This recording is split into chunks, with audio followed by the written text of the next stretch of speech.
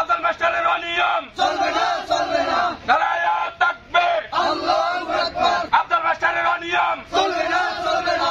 আব্দুল মাস্টারের অনিয়ম চলবে না, চলবে না। আব্দুল মাস্টারের অনিয়ম। চলবে না, চলবে না।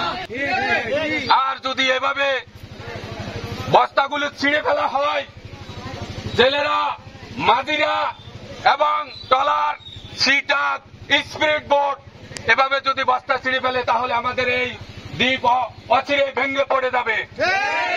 তাই এই আব্দুল মাস্টার আগে একবার 6টি বস্তা ছিঁড়েছিল আমাদের। উনি বলেছিলেন যে আমি অসুস্থ, আমি চট্টগ্রাম আছি, আমি আসলে সমাধান হবে। কিন্তু কোনো সমাধান না করে এই চেয়ারম্যান গেটের মানুষের সাথে গাদ্দারি করে উনি আজও কোনো সমাধান করে নাই।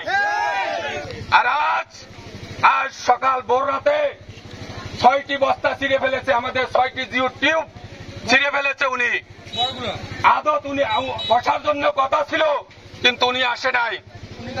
তাই আমি আমাদের পানি উন্নয়ন বোর্ড, এসপি সাহেব, ডিসি সাহেব, ইউনু সাহেব এর সবার সহযোগিতা কামনা করেছি এবং সবার প্রশাসনিক সহযোগিতার মাধ্যমে বাজারের বণিক, ব্যবসায়িক, সমাজের সর্বস্তরের লোকের মাধ্যমে এই এলাকার এই জিও টিউব রক্ষা করতে হবে, এই দেশ রক্ষা করতে হবে। কি বলেন?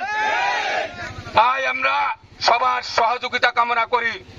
যে লোক কোন উচ্ছৃঙ্খল করবে, অনিয়ম করবে, তাকে আইন অনুসারে উপযুক্ত ব্যবস্থা নেওয়া হবে। কি বলেন?